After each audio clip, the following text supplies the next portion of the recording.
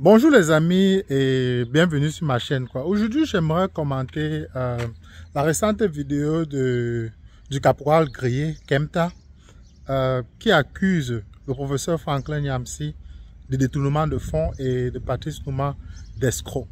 Donc, si vous n'avez pas regardé la vidéo du caporal grillé, je vais essayer de vous résumer. Vous savez que Franklin Nyamsi a toujours dit que non, il faisait partie du mouvement de l'université en 91 qui s'était rebellé contre Paul Biya et c'est comme ça qu'il a fui le Cameroun. Eh bien, le caporal grillé, je vous rappelle que le caporal grillé, c'est un grand combattant, c'est quelqu'un qui a combattu le régime dictatorial de Paul Biya. Il était l'un des hauts cadres du SDF et il a fui se réfugier en Angleterre et il a rejoint le code qui avait été créé par l'honorable Nietzsche, et il explique que Franklin Nyamsi était il travaillait dans un collège au Cameroun, je pense comme vacataire, et Franklin Nyamsi et quelqu'un, en tout cas dans ce collège au Cameroun, ont détourné l'argent. Et à cause de ce détournement, ça a créé des problèmes à Franklin Nyamsi, et c'est pourquoi est-ce que Franklin Nyamsi s'est retrouvé à fuir pour la Côte d'Ivoire, et son collègue détourneur de fonds s'est retrouvé à Bruxelles. Donc, vous voyez Franklin Nyamsi qui donne des cours de comment diriger le pays au professeur Maurice Kamto, de quelle stratégie à suivre pour pouvoir renverser le régime de Paul Biya. Il s'autoproclame le plus intelligent et il ose même challenger le professeur Maurice Kamto à un duel à Mondovision. Quelqu'un comme ça qui aspire, puisque lui-même il a déclaré qu'il voulait être président du Cameroun. Donc, en quoi est-ce qu'il sera différent de ceux qui nous dirigent actuellement? Tout le monde se plaint de la malgouvernance et des détournements de fonds publics.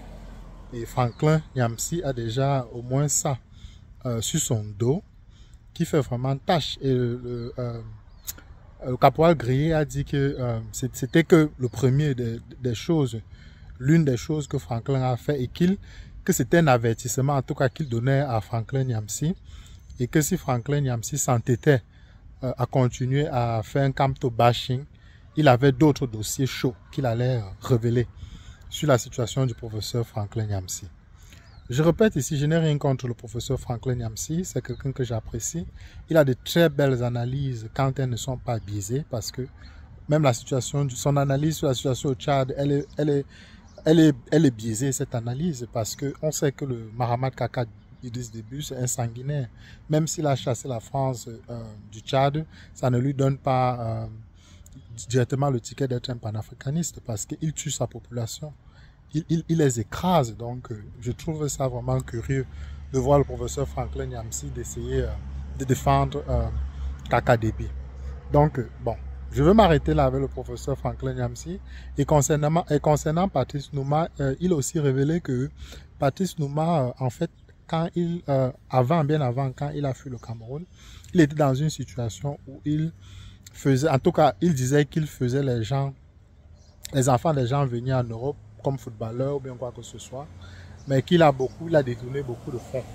Et qu'il y a un enfant, en tout cas, il y a une femme qui a, en tout cas, le caporal grillé, et je pense que même Roger Foucault, un combattant aussi de la base, avait déjà déclaré ça aussi, que Nouma a perçu 15 millions de francs CFA pour faire venir un enfant pour qu'il puisse jouer au football.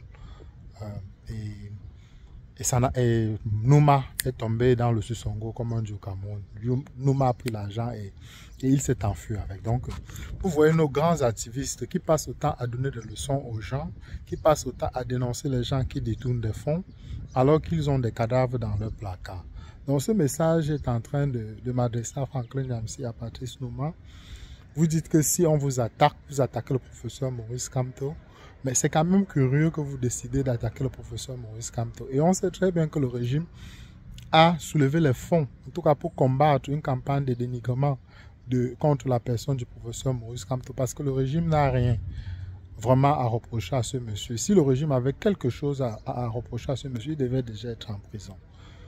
À peine il a lancé sa campagne, je pense Ernest Obama disait déjà que il a détourné l'argent en tant que ministre délégué à la justice. Ça n'a rien donné. On a mis Messanga Nyamdi est venu avec sa part. Plusieurs personnes sont venues. Ça n'a rien donné. Donc, il faut cesser. Il faut cesser. Les Camerounais sont fatigués. Ils ont soif du changement.